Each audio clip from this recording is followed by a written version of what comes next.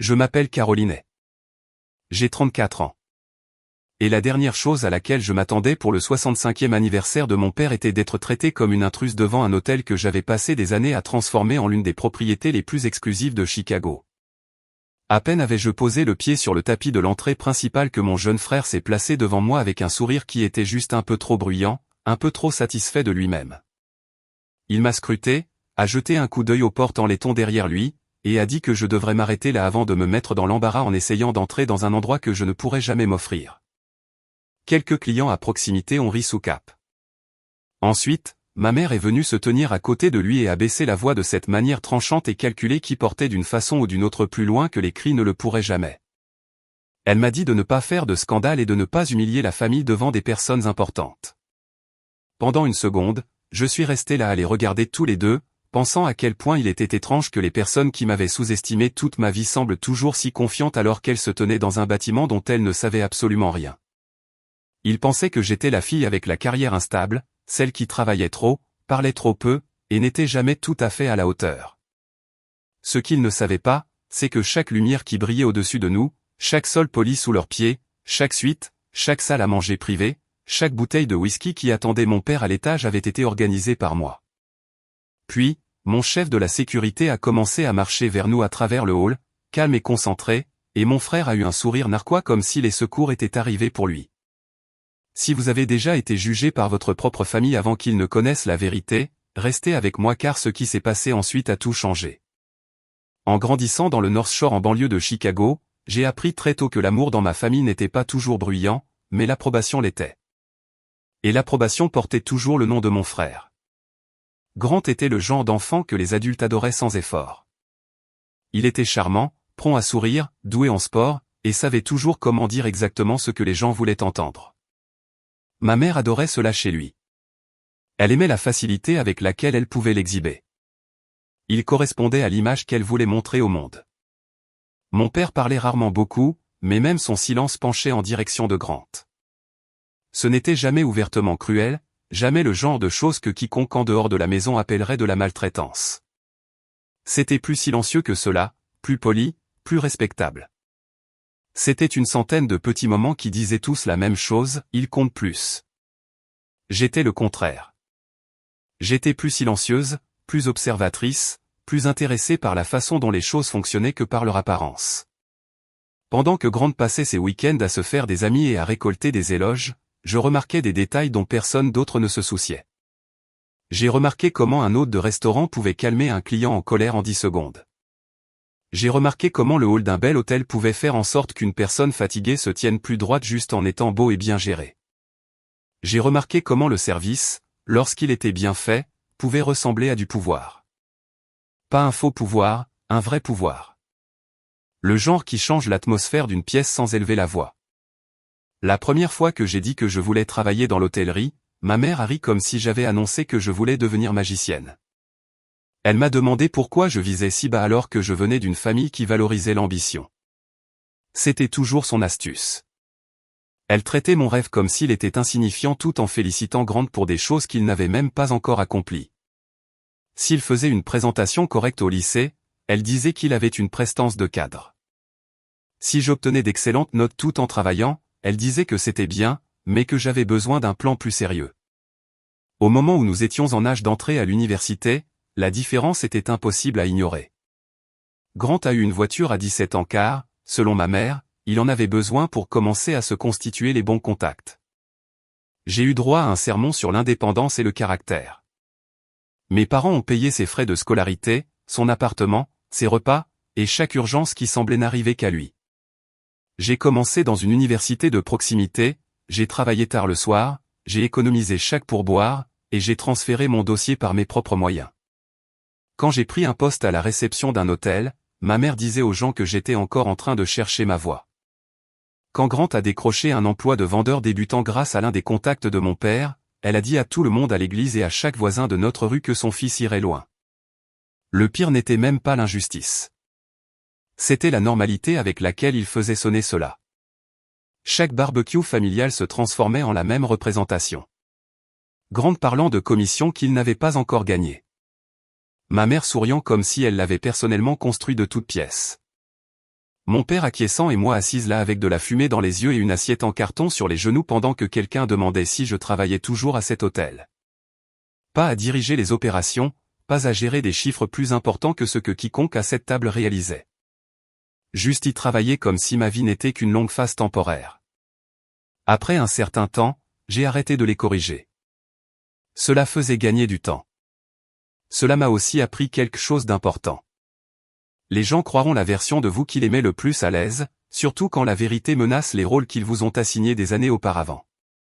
Dans ma famille, Grant était la réussite avant même d'avoir accompli quoi que ce soit.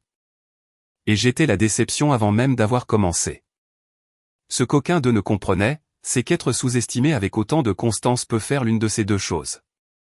Cela peut vous briser ou cela peut vous entraîner à construire en silence. J'ai choisi le silence. Et finalement, ce silence est devenu la fondation de tout ce dans quoi il se tiendrait un jour pour échouer à le reconnaître. Au moment où j'ai été admise dans un programme de 4 ans et que je me suis officiellement engagé dans la gestion hôtelière, j'avais déjà appris quelque chose que la plupart des gens 2 fois plus âgés que moi n'avaient toujours pas compris. Le prestige ne signifiait rien si l'on ne comprenait pas les opérations. Un beau bâtiment pouvait encore perdre de l'argent. Une marque de luxe pouvait encore décevoir les clients. Et les personnes qui savaient discrètement comment réparer ces choses valaient généralement bien plus que les personnes qui savaient seulement parler de succès. J'ai commencé au bas de l'échelle parce que le bas vous apprend tout ce dont personne de glamour ne veut parler.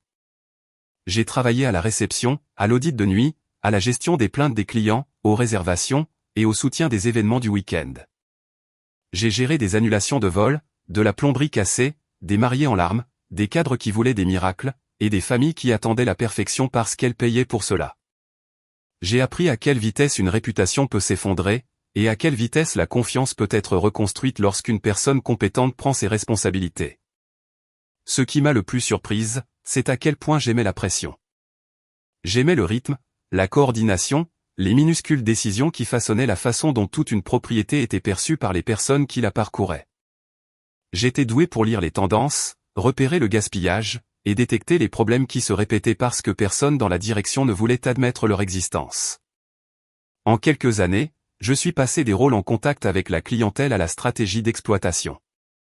J'ai commencé à aider des propriétés en difficulté à resserrer les normes de service, à améliorer le taux d'occupation, et à cesser de brûler de l'argent dans de mauvaises décisions déguisées en tradition. Le même genre de personnes qui m'auraient ignoré lors d'un barbecue familial me voulaient soudainement dans des salles de conférence pour expliquer comment redresser un hôtel en faillite. C'est à ce moment-là que tout a changé. L'un des propriétaires avec qui je travaillais possédait un hôtel de charme fatigué dans le centre-ville de Chicago qui avait été magnifique autrefois et ressemblait maintenant à un souvenir embelli de lui-même. Le bâtiment avait une structure incroyable, un emplacement de choix, et une direction terrible. La plupart des gens voyaient un risque. J'ai vu un futur fleuron. J'ai construit un plan de redressement pièce par pièce. D'abord le modèle de service, puis l'offre de chambre, ensuite le concept de restauration, puis l'image de marque, enfin la stratégie de données clients. Je n'étais pas assez riche pour acheter la propriété purement et simplement. Loin de là. Mais j'avais quelque chose de plus important. J'avais des chiffres, une vision, et un plan qui incitait d'autres personnes avec de l'argent à écouter. Je suis entré en tant qu'associé exploitante, j'ai investi tout ce que j'avais, j'ai renoncé au sommeil, j'ai renoncé au week-end, et j'ai lié mon nom à un redressement dont personne ne pensait qu'il fonctionnerait. Pendant les 18 premiers mois, j'ai vécu comme si le bâtiment était une extension de mon propre corps. Si un client de grande importance avait un problème à minuit, je le savais. Si un fournisseur manquait une livraison, je la réparais déjà. Si une suite restait vide trop longtemps, je voulais savoir pourquoi. Je n'ai pas construit cet hôtel avec de la seule inspiration. Je l'ai construit avec des feuilles de calcul, des tableaux d'effectifs, des négociations avec les fournisseurs, des retards de rénovation, et un niveau de constance qui fatiguait les autres rien qu'à me regarder. Lentement, la propriété a cessé de sembler oubliée. Elle a commencé à sembler intentionnelle. Les chambres affichaient complet. Les demandes d'événements ont augmenté. Les avis ont changé de ton. Les gens ont arrêté de le qualifier de charmant et ont commencé à le qualifier d'exceptionnel. Cet hôtel est devenu le Holiday House Chicago. Et quand le redressement a réussi, j'ai augmenté ma participation jusqu'à détenir la propriété majoritaire. Après cela, l'expansion est venue prudemment, pas de manière imprudente. Un accord à Milwaukee, un autre à Détroit, puis Indianapolis. Certains étaient d'abord des contrats de gestion. D'autres étaient des prises de participation. Certains étaient des actifs en difficulté que tout le monde pensait voués à rester en difficulté pour toujours. Je n'ai pas couru après la croissance par vanité. J'ai couru après le pouvoir de négociation, le contrôle, et la valeur à long terme. C'est ainsi qu'est né le Northline Hospitality Group. Quelque part au milieu de tout cela, j'ai engagé Roman Cruz pour remanier la sécurité et la protection des clients pendant une période de rénovation difficile. Il était discipliné, perspicace, impossible à déstabiliser, et l'une des rares personnes en qui j'ai immédiatement eu confiance. Il ne m'a jamais traité comme si j'avais de la chance d'être dans la pièce. Il m'a traité comme si ma place était en bout de table, ce qui signifiait qu'il me voyait plus clairement que certaines personnes qui me connaissaient depuis toujours. Ma famille ne savait presque rien de tout cela. Ils savaient que je travaillais dans des hôtels. C'était la phrase qu'ils aimaient parce qu'elle me gardait assez petite pour comprendre.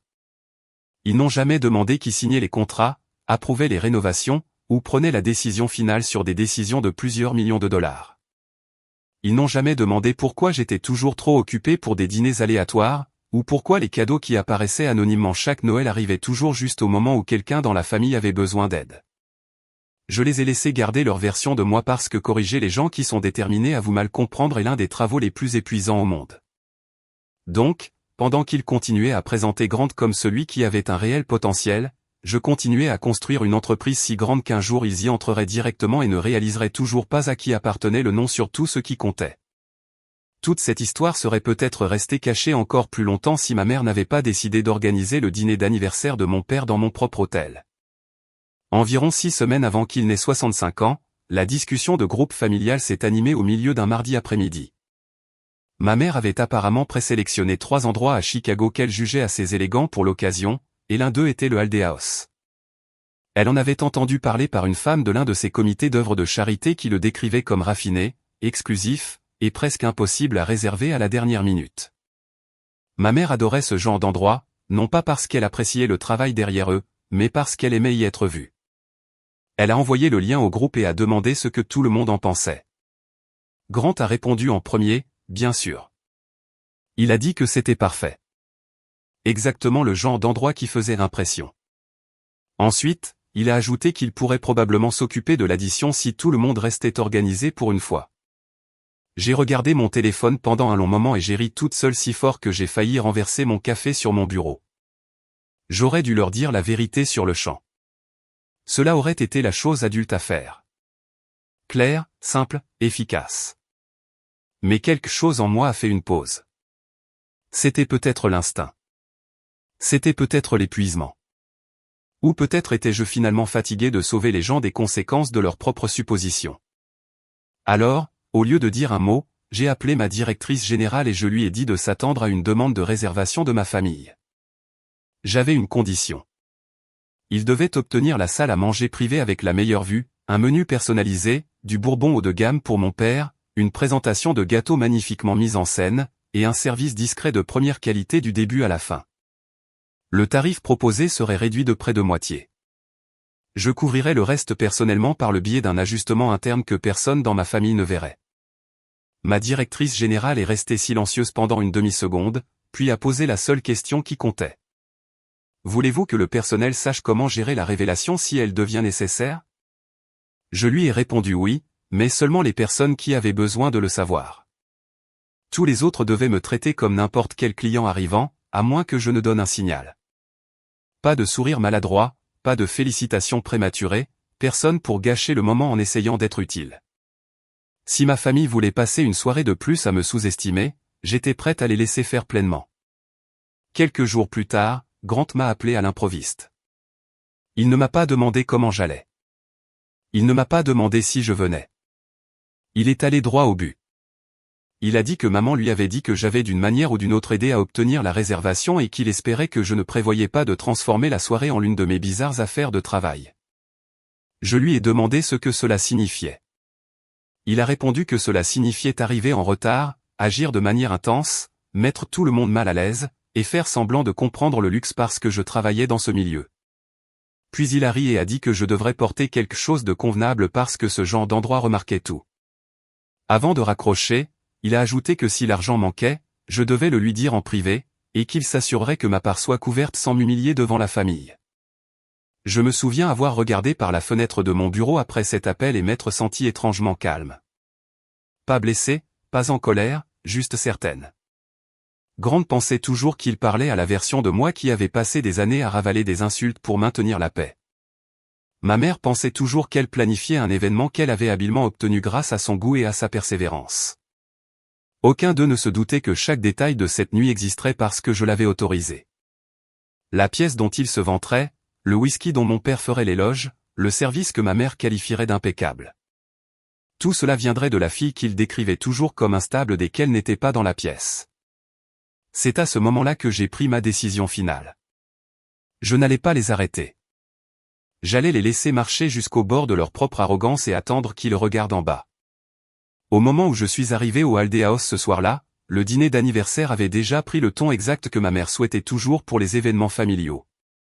Cher, poli, et juste assez public pour donner l'impression d'une représentation. L'entrée principale brillait sous une lumière chaleureuse. Les voituriers se déplaçaient avec une précision apprise, et à l'intérieur du hall, je pouvais déjà voir un groupe d'invités du cercle social de mes parents parler trop fort autour de cocktails qu'ils ne s'attendaient pas à trouver si bons. J'étais venu séparément exprès. Ma famille pensait que j'étais en retard à cause du travail. La vérité était que je les voulais installés, confortables, et pleinement convaincu d'être aux commandes avant de faire mon entrée. Je suis sorti de la voiture dans une robe noire élégante sans trop en faire. Le genre de robe que ma mère aurait supposé que j'avais emprunté et que mon frère aurait supposé que je ne pouvais pas m'offrir. Le portier m'a fait un signe de tête discret mais n'a rien dit, exactement comme on le lui avait demandé. J'ai marché vers l'entrée principale avec mon manteau sur un bras et mon sac de soirée à la main, assez calme pour que même moi j'en sois surprise. Puis les portes vitrées se sont ouvertes et Grant est sorti à grands pas comme s'il attendait l'occasion de me surprendre en train de faire quelque chose de mal. Il m'a jaugé une fois, puis a souri de ce sourire éclatant et empoisonné que je connaissais depuis l'enfance. C'était le sourire qu'il arborait quand il pensait que la pièce était déjà de son côté. « Caroline, waouh, tu es vraiment venue. » Je lui ai dit, bien sûr que je suis venu. C'est l'anniversaire de papa. Il a ri et s'est mis directement en travers de mon chemin. Je veux dire, ici, dans un endroit comme celui-ci. Il a jeté un coup d'œil vers le hall comme si le bâtiment lui-même pouvait être d'accord avec lui. Ce n'est pas vraiment ton genre d'endroit. Je lui ai dit de s'écarter. Au lieu de cela, il a élargi sa posture juste assez pour rendre le geste évident. Un couple debout près de la réception s'est retourné pour regarder. Ensuite, une des amies de ma mère nous a remarqué aussi. Il a fallu moins de 10 secondes pour que ce petit changement d'attention se produise. La petite onde silencieuse qui vous indique que les gens ont perçu l'embarras et adoreraient être témoins de la source. Grant a baissé la voix, mais pas assez. Si tu t'inquiètes pour l'addition, tu aurais dû dire quelque chose avant ce soir. J'aurais pu régler ça discrètement. C'est alors que ma mère est apparue, ses talons claquant sèchement sur le marbre.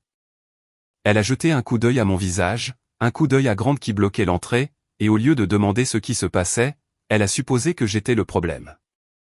Comme d'habitude. « S'il te plaît », a-t-elle dit à voix basse. « Ne fais pas ça ici. Nous avons du monde à l'intérieur, des gens importants. N'humilie pas cette famille ce soir. » Je me souviens l'avoir regardée et avoir pensé que si l'humiliation était une religion, ma mère y aurait construit une cathédrale. Elle ne se souciait pas de la vérité. Elle se souciait des apparences. Toujours les apparences. Je lui ai dit que ce n'était pas moi qui faisais un scandale. Grant a eu un petit rire. Alors prouve-le. Soit tu entres et tu agis normalement, soit tu me laisses m'occuper de ta part de la soirée et tu arrêtes de rendre tout embarrassant. Ta part de la soirée. Pendant une seconde, j'ai failli sourire. Puis j'ai vu Roman traverser le hall vers nous. Il portait un costume sombre sur mesure, la posture droite, l'expression illisible. Il ne se pressait pas. Il ne se pressait jamais. Cela faisait partie de ce qui le rendait si efficace. Les gens se précipitaient quand ils voulaient le contrôle. Roman bougeait comme si le contrôle était déjà le sien. Grant l'a repéré aussi et s'est visiblement détendu. Il pensait vraiment que la sécurité venait pour m'escorter dehors avant que je ne puisse aggraver les choses. Ma mère a reculé d'un centimètre, se préparant déjà à la version de l'histoire qu'elle raconterait plus tard. Caroline est arrivée bouleversée. Caroline a mal compris quelque chose. Caroline a provoqué un scandale. Je pouvais presque entendre la formulation s'assembler dans sa tête. Roman est arrivé à notre niveau et s'est arrêté à mes côtés. Pendant une longue seconde, personne n'a parlé. Puis il a regardé directement mon frère et a dit, « Monsieur, je dois vous demander de vous éloigner de Madame A. Vous empêchez la propriétaire d'entrer dans sa propriété. » Tout est devenu silencieux. Pas plus calme. Silencieux. Le genre de silence qui vous rend soudainement conscient de la verrerie, des bouches d'aération, des pas lointains, et de la vitesse exacte de vos propres battements de cœur. Grant l'a regardé en clignant des yeux comme s'il avait entendu les mots, mais ne pouvait pas les arranger pour leur donner un sens. Le visage de ma mère a perdu ses couleurs si rapidement que c'en était presque surprenant. Elle m'a regardé, puis Roman, puis à nouveau moi, comme si la réalité lui était devenue offensante à un niveau personnel. « Qu'est-ce que vous venez de dire ?» a demandé Grant. Avant que Roman ne puisse répondre, Maya, ma directrice générale, s'est approchée depuis l'entrée du hall avec l'expression douce et posée de quelqu'un qui attendait son signal et n'avait pas l'intention de le manquer. « Bonsoir, madame, a-t-elle dit. La salle Aldé est prête pour la fête de votre père. Le bourbon que vous avez sélectionné a été livré au bar privé il y a 1 heure, et la cuisine synchronise le dernier plat exactement comme vous l'avez demandé. De plus, les photos d'anniversaire que vous nous avez demandé de placer près de la table du gâteau ont été disposées. » Ma mère a serré sa pochette si fort que j'ai cru que le fermoir allait se casser. « La fête de votre père » a-t-elle répété de manière presque inaudible. Je me suis alors tourné vers elle, non pas avec de la colère, mais avec le genre de calme qui ne vient qu'après des années à avoir été maltraité par les mêmes personnes de la même manière. « Oui, maman. Celle que j'ai organisée. Celle que j'ai payée pour être améliorée. Celle que tu as seulement réservée parce que je me suis assuré que tu obtiennes la salle, le tarif, le bourbon que papa aime, et le menu dont tu te vantes depuis 1 semaine. » Grant a secoué la tête d'un coup sec et bref comme s'il pouvait physiquement rejeter la vérité s'il bougeait assez vite. « Non, non, tu travailles dans des hôtels. » J'ai soutenu son regard. « Je possède celui-ci. » Maya est restée silencieuse. Roman est resté immobile. Aucun d'eux n'a eu besoin de dire un mot de plus car le hall avait déjà fait le travail pour eux. Le concierge s'était redressé. 2 serveurs près de l'entrée du restaurant avaient changé de posture dès qu'ils avaient entendu mon nom. Un client qui avait assisté à l'un de nos panels sur l'hospitalité du Midwest au printemps dernier me fixait avec une reconnaissance soudaine. Ma famille pouvait m'ignorer pendant des années, mais il ne pouvait pas ignorer un bâtiment entier qui savait exactement qui j'étais. Ma mère a finalement retrouvé sa voix. « Pourquoi ne nous l'as-tu pas dit ?»« Je l'ai fait, ai-je répondu. De nombreuses fois. Vous n'avez tout simplement jamais écouté quand l'histoire cessait de me faire paraître petite. » Le visage de Grant avait pâli sous les lumières du hall. Je pouvais voir que cela commençait à lui apparaître par couches successives. L'hôtel, le personnel, la salle privée à l'étage, les clients qu'il avait invités pour les impressionner. Le fait que quelques minutes plus tôt, il avait essayé de m'empêcher d'entrer dans mon propre bâtiment comme un petit prince suffisant gardant un royaume qui appartenait à quelqu'un d'autre. L'un des hommes qui l'avait amené pour affaire se tenait maintenant juste à l'intérieur du salon, le fixant avec une incrédulité évidente. Je me suis avancé, cette fois, Grant a bougé. Non pas parce qu'il le voulait, mais parce qu'il le devait. Alors que je passais devant lui, Maya a emboîté le pas à mes côtés, et Roman s'est légèrement tourné, dégageant le chemin sans cérémonie. Ma mère est restée figée pendant 1 seconde encore avant de suivre, et mon frère est venu en dernier, dépouillé en moins d'1 minute de l'assurance qu'il avait affichée toute la soirée. Quand nous sommes entrés dans la salle à manger privée, mon père a levé les yeux de son verre à moitié fini et a d'abord souri, soulagé de me voir. Puis il a remarqué les visages de tout le monde. Puis il a remarqué que Maya s'adressait à moi plutôt qu'à lui. Puis il a remarqué que toute la pièce s'était organisée autour d'une vérité qui ne lui avait en quelque sorte jamais été donnée. J'ai croisé son regard et j'ai dit « Joyeux anniversaire, papa ». Et ce fut le moment où le mensonge que ma famille se racontait à mon sujet depuis des années est finalement mort en public. Le lendemain matin, mon téléphone a commencé à sonner avant 7 heures. Je savais exactement qui ce serait avant même de l'attraper. Ma mère, puis mon frère, puis ma mère à nouveau.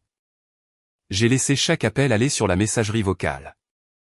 Le temps que je me verse ma première tasse de café, il y avait déjà 9 appels manqués, 3 messages vocaux, et un long message de Grande qui commençait par « Je pense que ce qui s'est passé hier soir a pris des proportions démesurées et a réussi d'une certaine manière à empirer à partir de là. » Mon père fut le seul à ne rien exiger. Il a envoyé un court message qui disait seulement ceci « Je te dois une conversation quand tu seras prête. » C'est ainsi que j'ai su, pour la première fois depuis des années, qu'au moins une personne dans ma famille comprenait que quelque chose de fondamental s'était brisé. Je n'ai pas répondu à ma mère ni à mon frère ce matin-là. Au lieu de cela, j'ai appelé Maya, puis Roman, puis mon avocat. À midi, toutes les limites que j'aurais dû fixer il y a des années étaient écrites assez clairement pour que même ma famille ne puisse pas prétendre les avoir mal comprises. À la fin de la journée, ma mère a arrêté d'essayer de paraître offensée et a commencé à paraître désespérée. Elle a laissé un message vocal demandant comment j'avais pu l'humilier comme ça devant des personnes qu'elle connaissait depuis 20 ans. Elle a dit que je l'avais rendue ridicule. Ce qu'elle ne pouvait toujours pas comprendre, c'est que je ne l'avais rendue ridicule en rien. J'avais simplement arrêté de la protéger de la vérité. Grant a pris un chemin différent. Il a envoyé des messages qui oscillaient follement entre la colère et un faux charme. D'abord, il a dit que j'aurais pu régler ça en privé si je voulais du respect. Ensuite, il a dit que j'aurais dû le prévenir. Ensuite, il a qualifié ce qu'il a fait de blague. Comme si empêcher sa sœur d'entrer dans sa propre propriété et lui offrir de couvrir son addition devant des étrangers n'était qu'un malentendu entre frères et sœurs. Tard dans l'après-midi, il a finalement appelé d'un numéro que je ne connaissais pas, et j'ai décroché. Il a à peine dit bonjour avant de se lancer dans un discours sur à quel point il était stressé, la pression qu'il subissait, le fait que l'un des hommes qu'il avait invité la nuit dernière était un contact client important, et à quel point toute cette affaire le faisait mal paraître. Je l'ai écouté jusqu'à ce qu'il soit à court d'excuses. Puis je lui ai posé une question. T'est-il venu à l'esprit de t'excuser avant de commencer à parler de la façon dont cela t'affecte? Il est resté silencieux. Puis il a dit qu'il était désolé si j'avais été offensé. C'est à ce moment-là que j'ai raccroché. Les retombées sont arrivées plus vite que je ne l'espérais. 2 jours après le dîner, l'un des clients potentiels que Grant avait invité pour l'impressionner à l'anniversaire de mon père s'est retiré d'un accord dont son entreprise discutait avec l'équipe de Grant depuis des semaines. Je ne l'ai pas appris par des commérages. Je l'ai appris parce que le même homme a appelé directement mon bureau et a demandé à me parler. Il s'est présenté, a dit qu'il avait reconnu mon nom après le dîner, puis m'a dit d'une voix prudente et embarrassée que voir mon frère se moquer et bloquer une femme dirigeante dans son propre hôtel avait changé son point de vue sur le genre de personne à qui il était prêt à faire confiance en affaire. Il a dit qu'un homme qui avait besoin d'humilier sa propre sœur en public pour se sentir important n'était probablement pas quelqu'un qu'il souhaitait voir représenter des relations de plusieurs millions de dollars. Je l'ai remercié pour son honnêteté et lui ai souhaité bonne continuation. 1 heure plus tard, Grant a rappelé, furieux cette fois. Il a exigé de savoir si j'avais dit quelque chose pour le saboter. Je lui ai dit la vérité. Je n'ai pas eu besoin de te saboter. Tu l'as fait toi-même dans le hall. Ma mère a ensuite tenté une visite personnelle. 3 matins après le dîner, elle est arrivée au Haldé House vêtue d'un manteau crème, de lunettes de soleil, et avec l'expression qu'elle utilisait quand elle croyait que le charme comptait toujours comme de l'autorité. Elle a dit à la réception qu'elle était là pour me voir. Maya avait déjà briefé l'équipe. Ils l'ont traitée avec une parfaite courtoisie et lui ont dit que je n'étais pas disponible sans rendez-vous. Ma mère n'a apparemment pas bien pris la chose. Elle leur a demandé s'ils comprenaient qui elle était. Ils ont répondu oui, madame, et ont répété que je n'étais pas disponible sans rendez-vous. Elle m'a appelé depuis le hall, assez furieuse pour trembler au téléphone. Elle m'a demandé si j'avais vraiment donné l'ordre à mon propre personnel de la traiter comme une étrangère. Je lui ai dit que non.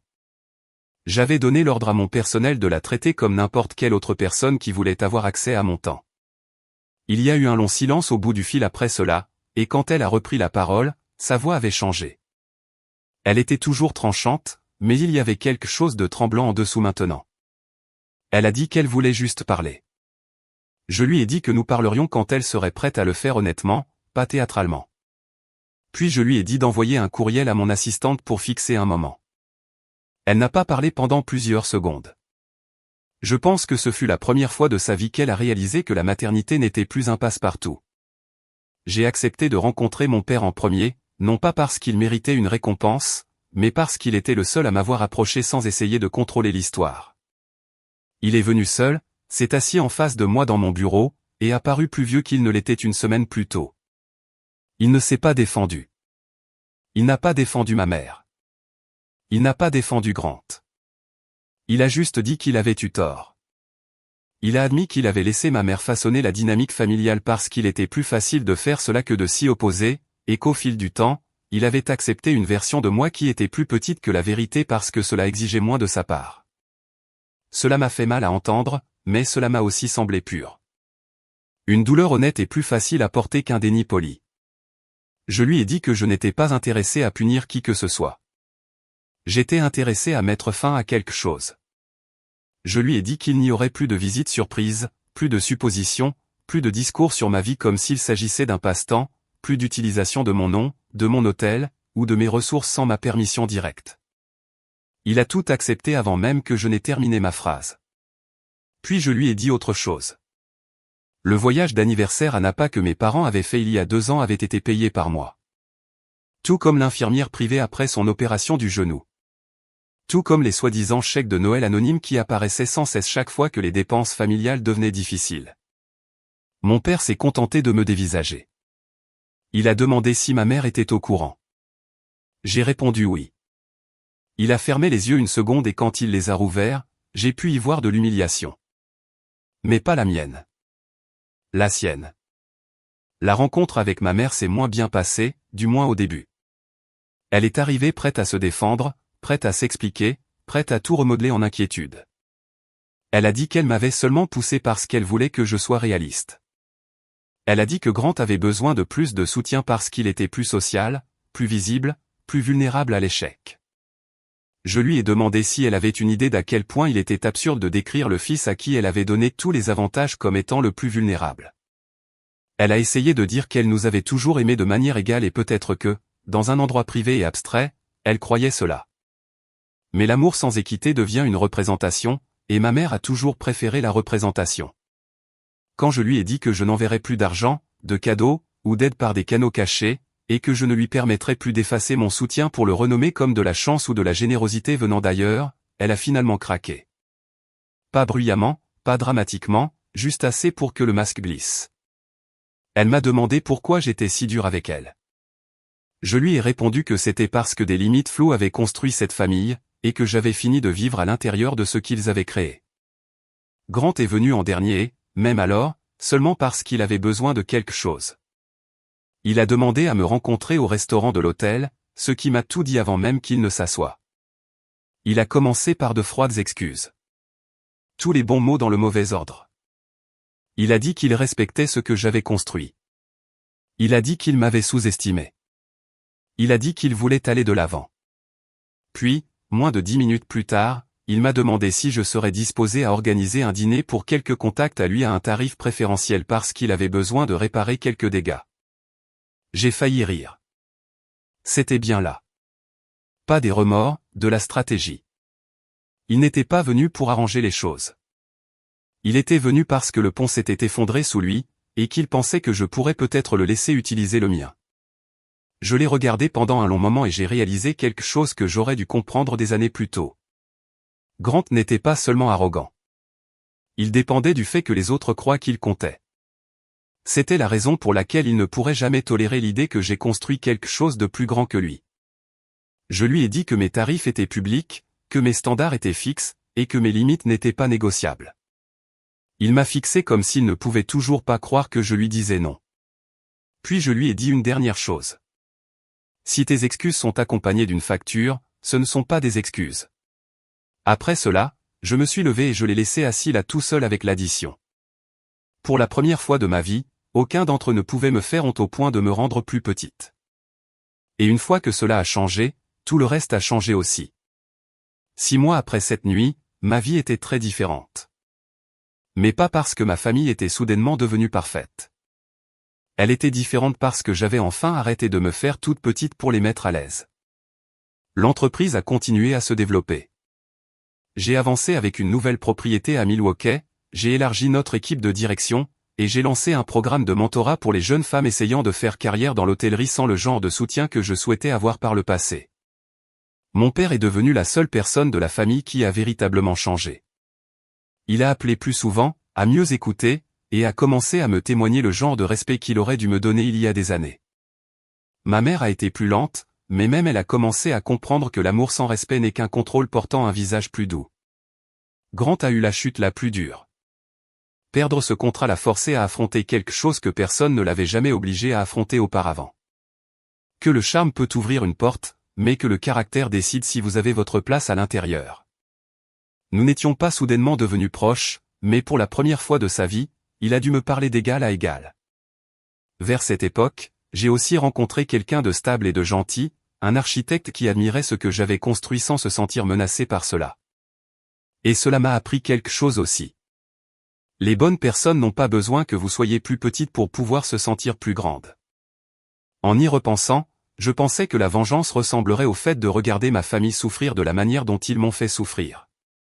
Mais cela n'a jamais été la vraie victoire. La vraie victoire était de construire une vie si forte que leurs doutes ne pouvaient plus me définir.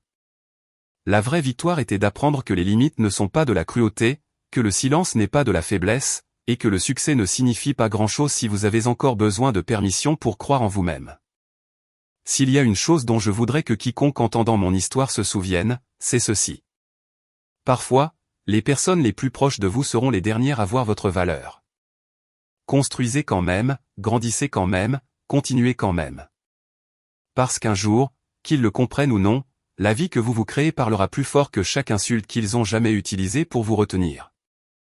Cette histoire est purement fictive et destinée à des fins de divertissement et d'éducation.